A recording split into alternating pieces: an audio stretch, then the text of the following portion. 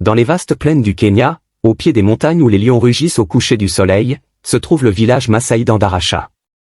Ici, les traditions sont sacrées, ancrées dans chaque cœur et respectées par tous. Mais au milieu de cette culture rigide, naît une histoire d'amour interdite, prête à briser les liens familiaux et à déclencher un conflit dévastateur. Lerato, une jeune femme Maasai d'une beauté éblouissante, est la fille du chef du village. Elle est la fierté de sa famille, porteuse des espoirs et des attentes de son peuple. Promise à Malik, un puissant guerrier choisi par son père, Lerato semble destiné à un avenir glorieux.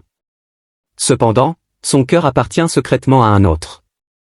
Kibo, un guerrier courageux issu d'un clan rival, a grandi avec la haine envers la famille de Lerato, mais cette animosité n'a jamais atteint son cœur. Depuis leur enfance, il nourrit un amour profond et secret pour Lerato, un amour qui défie les lois de leurs clans respectifs. Les deux jeunes gens se rencontrent en secret, à l'abri des regards, dans les recoins les plus reculés de la savane. Mais l'amour de Lerato et Kibo est condamné par les traditions.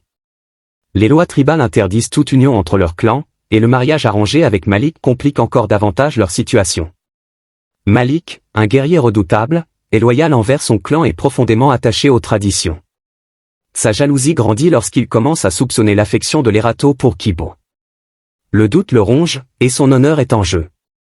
Nyasha, la grand-mère de Lerato, est une femme sage et respectée dans la communauté. Gardienne des traditions, elle voit au-delà des apparences.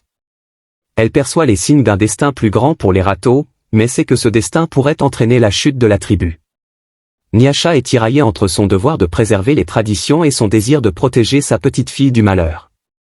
Le conflit atteint son paroxysme lorsque Malik confronte Kibo, provoquant une tension palpable entre les deux hommes. Lerato, prise au milieu de cette lutte, doit choisir entre son devoir envers sa famille et son amour pour Kibo. Elle sait que, quel que soit son choix, elle risque de condamner son peuple à un conflit sanglant. Lerato décide finalement de quitter le village pour éviter une guerre entre les clans. Déchirée par le chagrin, elle s'éloigne, laissant derrière elle son foyer, sa famille et l'homme qu'elle aime. Kibo, caché parmi les arbres, la regarde partir, impuissant. Leur amour, bien que interdit, restera gravé dans leur cœur, symbole d'une passion qui transcende les lois humaines, mais qui ne peut échapper au poids des traditions. Ainsi se termine le premier acte de cette tragédie, laissant entrevoir les conséquences à venir de cet amour en terre interdite, où chaque décision peut changer le destin de tout un peuple.